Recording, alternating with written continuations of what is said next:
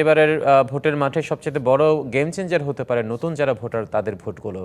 আর এসব নিয়ে আমাদের এবারের সেগমেন্ট তরুণের ভোট। কি ভাবছে আসন্ন নির্বাচন নিয়ে তরুণরা, আমরা সে কথা এবার শুনে আসব।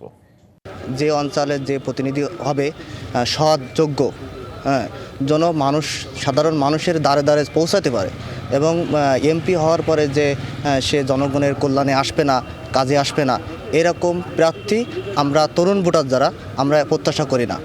আমরা সুষ্ঠুভাবে নির্বাচন চাই। আমরা এরকম একটা প্রতিনিধি চাই যে আমাদের সুখ দুঃখ বলে কোনো জিনিস থাকবে না, মানুষের হতি দরিদ্র বলে কোনো জিনিস থাকবে না, মানুষ জন্য সুযোগ সুবিধা সব কিছুই পেয়ে থাকে। আমরা চাই একটা শোষণ মুক্ত, একটি অবাধ, নিরপেক্ষ, সুষ্ঠু একটা নির্বাচন অনুষ্ঠিত হবে এবং এই সরকারের কাছে আমাদের এই প্রত্যাশা। এই সাতক্ষীরায় এমন একজন জনপ্রতিনিধি চাই যে সাতক্ষীরার অবকাঠামোগত উন্নয়ন সহ রাস্তাঘাট, ব্রিজ, হাট বাজার সকল পর্যায়ে তার উন্নয়নের ছোঁয়া পৌঁছে দেবে। তরুণদের অংশগ্রহণ তো অনেক বেশি এবারে ভোটে।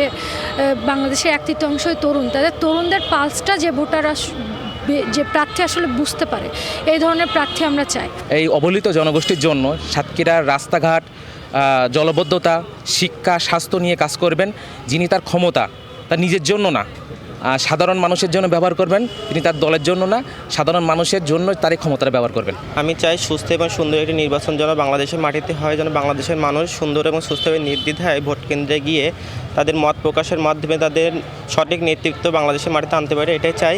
সাতক্ষীরার উন্নয়নের কাজ, রাস্তা থেকে শুরু করে কৃষক থেকে শুরু করে সবাই যে উন্নয়নের কাজ করবে তেমন ব্যক্তিদেরকে আমরা রাজনীতিতে চাই। আমরা চাই প্রত্যেকটা প্রতিনিধি হবে দল মত নির্বিশেষে সব কিছুর ঊর্ধ্বে গিয়ে দেশ এবং জাতি এবং মানুষের জন্য কাজ করবে। তরুণ ভোটার হিসাবে আমার দাবি হচ্ছে আমাদের এই ভোট, এই নির্বাচন যেন সুষ্ঠু এবং সুন্দরভাবে হয়। আমরা আশা করি যে কোনো দল সর্বস্ব কোনো দল নয়, কোনো রাজনৈতিক দল নয়, তিনি ব্যক্তিগতভাবে সৎ এবং সততাকে নিজের মধ্যে লালন করে তেমন একজন প্রার্থী আমরা সাধারণ মানুষ হিসেবে আমরা প্রত্যাশা করি।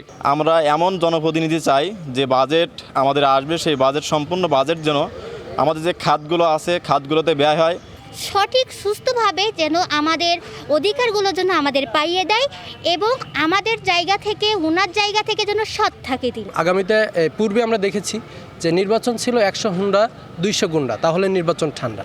আমরা এই পরিবেশ থেকে বেরিয়ে আসতে চাই। আমরা আগামীতে এমন একটা সুন্দর রাজনৈতিক কালচার তৈরি করতে চাই যেখানে সবাই তার নিজস্ব মত প্রকাশ করবে। নতুন ভোটার হিসেবে আমার চাওয়া তাদের কাছ থেকে যারা এই সমস্যাগুলো সমাধানের দৃঢ় বিশ্বাস আমাদেরকে দিয়ে থাকে, সেটা যেন বাস্তবায়ন করে।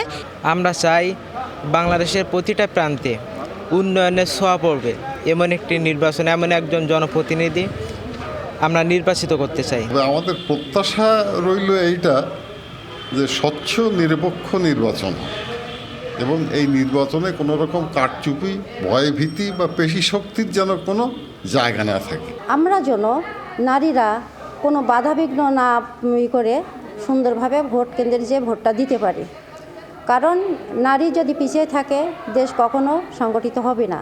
আমরা চাইব আগামী নির্বাচনে ভোট দেওয়ার জন্যে আমরা ভোটে তারা জিতে আসুক, এই আশাবাদ ব্যক্ত করি। কেন্দ্রে কোনো রকম যেন ঝামেলা না হয়, নিরাপত্তা থাকে নারীদের জন্য এবং সহিংসতা যেন না হয়। আমরা অবাধ, সুস্থ এবং সুষ্ঠুভাবে দেখতে চাই, কারণ বাংলাদেশের একটি পরিবর্তনের মধ্য দিয়ে নতুন যাত্রা সূচিত হয়েছে।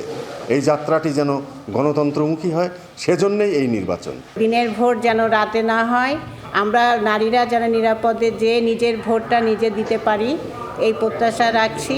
উদাহরণমূলক নির্বাচন যেটা ইতিপূর্বে হয়নি, সব মানুষের অংশগ্রহণমূলক একটি নির্বাচন আমরা দেখতে চাই।